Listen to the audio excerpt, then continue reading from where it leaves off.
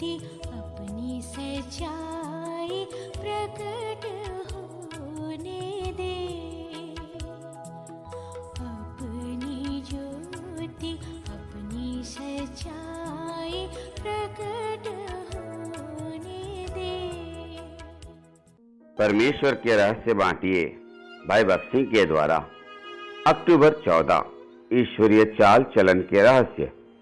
परमेश्वर की प्रतिज्ञा के बारे में वह अविश्वास से विचलित नहीं हुआ, परंतु परमेश्वर की महिमा करते हुए वह विश्वास में दृढ़ रहा। रोमियो 4:20।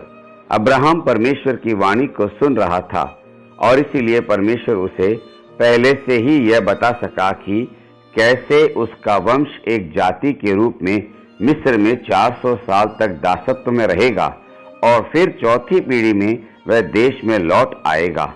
इस तरह परमेश्वर देश में रह रहे अमोरियों और हित्तियों को पश्चाताप करने के लिए 400 साल का समय दे रहा था। इस समय काल में अगर वे अपने पापों से मन नहीं फिराते तब उनका न्याय होना था। लेव व्यवस्था 18:23-25 में वहां रहने वाली जातियों की दुष्टता का बयान है। जब इस्राएल की संतान मिस्र में से लौटी तब वहां ऐसी ही दुष्टता थी, परंतु परमेश्वर ने वहां रहने वाली जातियों के मन फिराव के लिए 400 साल तक इंतजार किया, लेकिन क्योंकि उन्होंने पश्चाताप नहीं किया इसीलिए उनका न्याय करना जरूरी हो गया था।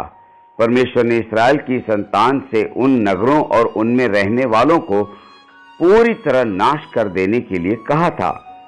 आज प्रभु यीशु मसीह ने अपने ही लहू के द्वारा हमारे साथ एक वाचा बांधी है और उस वाचा द्वारा ही हम उसके उत्तराधिकार में सह उत्तराधिकारी हुए हैं और अब हमें इस्तेमाल किया जाएगा कि हमारे द्वारा दूसरी शक्तियों का न्याय किया जाए। 1 कुरिन्थियों 6:2 और 3। ऐसे विशेष अधिकार पाने के लिए हमें एक दृढ़ सक्रिय विश्वास दिए जाने की जरूरत होती है।